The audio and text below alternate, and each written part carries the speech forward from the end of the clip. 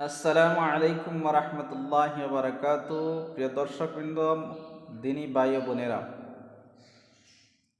আমার এক মুসল্লি আজ ফজরের নামাজের পর কথায় কথায় এই কথা বললেন যে ধনী লোকেরা নামাজ আদায় করা লাগবে না, তাদের সম্পদের বিনিময়ে কাল কিয়ামতের দিন আল্লাহ তাআলার শাস্তি থেকে তারা বাঁচতে পারবে। আসলে কি তাই? তিনি যেটা বলেছেন সেটা ইম্পসিবল, কখনো না।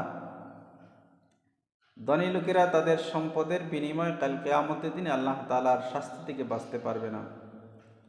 অবশ্যই প্রত্যেক মুমিন মুমিনাত, বালিগ পুরুষ এবং নারী, আল্লাহ তাআলার হুকুম নামাজ আদায় করতেই হবে। নামাজ আদায় না করলে আল্লাহ তাআলার আযাব এবং গজব থেকে কখনো বাঁচা সম্ভব হবে না। সম্পদ দ্বারা আল্লাহ তাআলার আযাব থেকে বাঁচতে পারবে না। এই ব্যাপারে আল্লাহ তাবারক ওয়া তাআলা তার কালামে পাকের মধ্যে উল্লেখ করেন, ইয়া আইয়ুহাল্লাযীনা আমানু আনফিকু মিম্মা রাযাকনাকুম মিন ক্বাবলি আন ইয়াতিয়া ইয়াউমুন লা বাইউন ফীহি ওয়ালা খুল্লাতুন ওয়ালা শাফাআহ ওয়াল কাফিরুনা হুমুজ যালিমুন।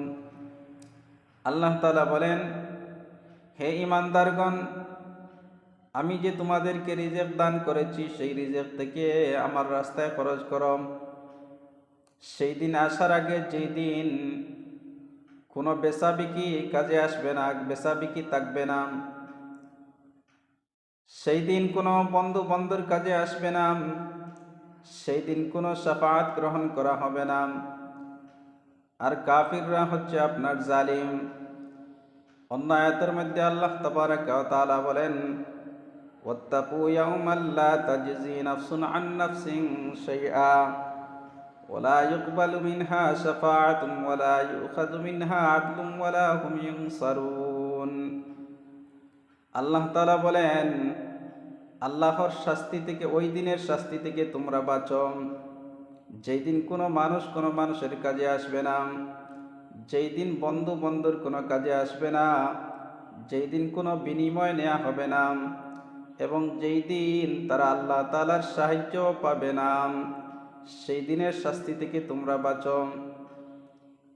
আরেক আয়াতের মধ্যে আল্লাহ তাআলা বলেন, ইয়াওমা লা ইয়ানফাউ মালুন ওয়ালা বানুন ইল্লা মান আতাল্লাহা বিকলবিন সালিম।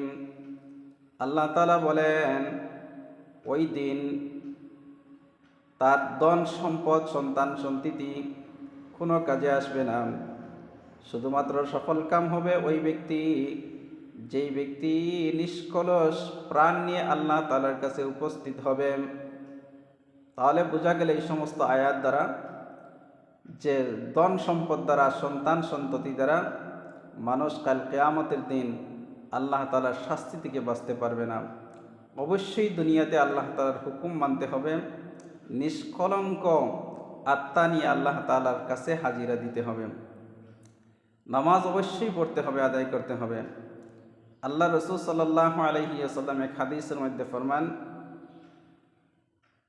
খামসু সালাওয়াতিন ইফতারাজাহুন্নাল্লাহ মান আহসানা ওয়াজুআহুন্না ওয়া সাল্লাহুন্না লিওয়াক্তিহিন্না ওয়া আতাম্মা রুকুআহুন্না ওয়া খুশুআহুন্না কানা লাহু আলাল্লাহি আহদুন আন ইয়াগফিরা লাহু ওয়া মান লাম ইয়াফআল ফালাইসা লাহু আহদুন ইন শাআ গাফারা লাহু ওয়া ইন শাআ আযাবা। আল্লাহ রাসূল সাল্লাল্লাহু আলাইহি ওয়াসাল্লাম বলেন যে আল্লাহ তাআলা হাদিসে কুদসির মধ্যে বলেছেন, যে ব্যক্তি সুন্দরভাবে ওযু করে খুশু হুজুর সাথে 5 ওয়াক্তের নামাজ আদায় করবে, আল্লাহ তাআলা ওই ব্যক্তির প্রতি ওয়াদা দেন যে আল্লাহ তাআলা তাকে মাফ করবেন। আর এরকমভাবে যে ব্যক্তি করবে না, ওই ব্যক্তির ব্যাপারে আল্লাহ তাআলার কোনো ওয়াদা নেই।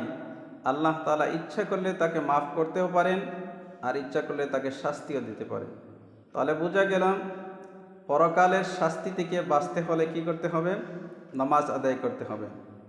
এক হাদিসের মধ্যে আল্লাহ রাসূল সাল্লাল্লাহু আলাইহি ওয়াসাল্লাম ফরমান যে লা সাহমা ফিল ইসলামি লিমান লা সালাতা লাহু, যে ওই ব্যক্তির ইসলামের মধ্যে কোনো অংশ নেই যে ব্যক্তি নামাজ আদায় করে না। জন্য প্যারে দোস্ত আর বুজুর্গম, নামাজ আদায় করতে হবে।